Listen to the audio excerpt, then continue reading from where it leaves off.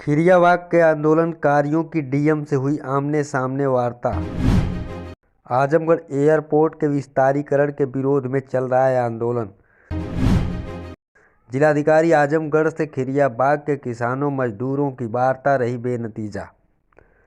आजमगढ़ अंतर्राष्ट्रीय एयरपोर्ट के विस्तारीकरण के नाम पर जमीन मकान छीनने के विरोध में खिरियाबाग के आंदोलनकारियों की जिलाधिकारी आजमगढ़ से वार्ता बेनतीजा साबित हुई। ग्रामीण किसान मजदूर व किसान नेता जमीन मकान बचाओ मोर्चा के नेतृत्व में जिलाधिकारी के साथ करीब 1 घंटे तक वार्ता किए। जिलाधिकारी ने उनकी बातों को सुना और वार्ताकारों ने 5 मांगों को स्पष्ट शब्दों में रखा।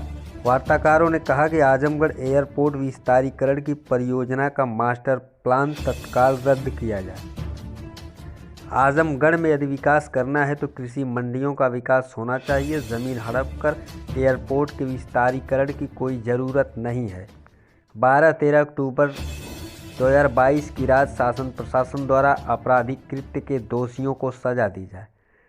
तीसरी मांग 24 दिसंबर 2022 को किसान नेता राजीव यादव और अधिवक्ता विनोद यादव का गैर कानूनी तरीके से अपहरण करने व मारने धमकाने की घटना की उच्च स्तरीय जांच कराई जाए।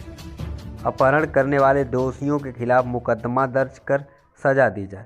चौथा, ग्रामीणों की सहमति के बिना किए गए फर्जी सर्वे को तत्काल रद्द किया जाए। आंदोलनकारी चाहते हैं कि कोई दिन तय हो और धरना स्थल पर ही पहुंचकर सार्वजनिक तौर पर लिखित आश्वासन दिया जाए।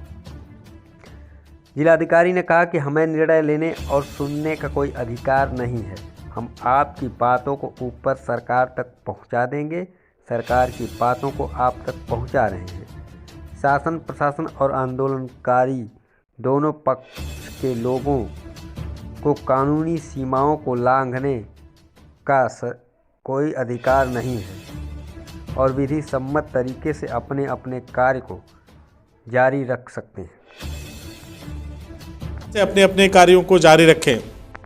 आज इन लोगों से जिलाधिकारी महोदय के नेतृत्व में वार्ता की गई है।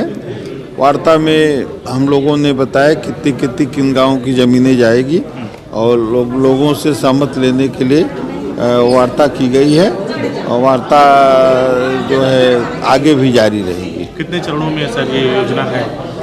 प्रथम चरण में 360 एकड़, द्वितीय चरण में 310 एकड़ जमीन ले जाने का प्राविधान है और गाँव वालों को बताया गया किन किन गाँव की कितनी ज़मीन जाएगी। तो कोई तय समय सीमा भी है सर, कितने समय में इस योजना को कंप्लीट करना है? निश्चित रूप से अभी इनसे वार्ता करने के बाद जब यह चीज़ निश्चित हो जाएगा कि लोग ज़मीन देने के लिए सहमत हो जाएंगे तो तब समय सीमा से कार्य शुरू किया जाएगा। जो विरोध कर रहे हैं सर, उनकी बात को सरकार तक पहुँचाने का क्या आश्वासन दे रहे हैं? देखिए, जो विरोध कर रहे हैं उनके ज्ञापन को सरकार के यहाँ निष्कर्ष तो कोई नहीं निकला। हमने अपनी बात कहा और वो सरकार की बात को हमारे ऊपर लादना चाह रहे हैं। हमने तो आजमगढ़ में एयरपोर्ट की मांग किया ही नहीं, तो हम ज़बरदस्ती हमको एयरपोर्ट दिया जा रहा है। हमने मांग किया था कि यहाँ कल कारखाने हों, यहाँ पर कुछ ऐसे रोजगार पर कोई ऐसी व्यवस्था दी जाए ताकि युवाओं को रोजगार मिले, बेरोजगारों को रोजगार मिले। हम तो मांग करते हैं कि आजमगढ़ में कन्या महाविद्यालय और कन्या इंटर कॉलेज ये नाम मात्र के कहीं कहीं हैं, वह शिक्षा के लिए व्यवस्था किया जाए। अच्छे अस्पताल दिए जाए जहां गरीब लोग अपने बच्चों को पढ़ा सकें, अपने बच्चों को, अपने लोगों को दवा करा सकें। कुछ ऐसी व्यवस्था दी जाए ताकि उसको हम विकास कहेंगे। और ये बताइए कि हमारे इतने गाँव को उजाड़ करके जो छोटे छोटे किसान हैं, किन्हीं के पास खेती है ही नहीं है और उनको उजाड़ करके यहाँ से भगा देंगे तो ये कौन सा विकास करेंगे? हमारा मैं तो ये समझता हूँ कि ये विकास जिला प्रशासन की तरफ से कहा गया कि जब भी कोई बड़ी परियोजना आती है तो जमीनों पर ही उसका क्रियान्वयन होता है। किसानों की ही जमीनों को लिया जाता है, ग्रामीणों की ही जमीन को लिया जाता है, तो इसमें नया कुछ नहीं है। इस पर क्या कहना आपका? इस पर हमारा ये कहना है कि जहाँ खाली जमीन हो, जहाँ पर दूर दूर तक गाँव दिखाई न देते हों, जहाँ पर कृषि कार्य न होते हों, ऐसी जमीन को चिन्हित करके आप बनाइए न।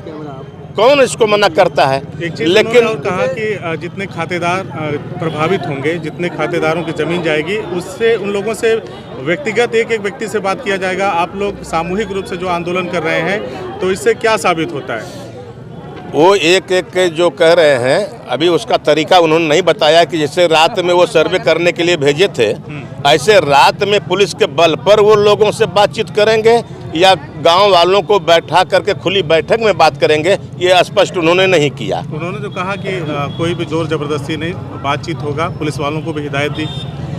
उनके कहने का मतलब सिर्फ ये होता है कि आप हमारी बातों को मान करके शांत हो जाइए।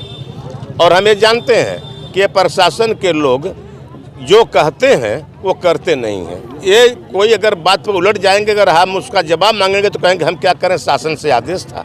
जो भी बातें आप लोगों ने सुनी, अब कमरे के बाहर आकर के क्या निचोड़ निकला, क्या निर्णय पे पहुंचे आप? निर्णय पर हम यही पहुँचे हैं कि हमारा संघर्ष जारी रहेगा, क्योंकि हमको ये उम्मीद नहीं है कि इस सरकार में हमारी मांगें बड़ी आसानी से पूरी हो सकती हैं। ऐसा हमको कोई लक्ष्य नहीं दिखाई देता।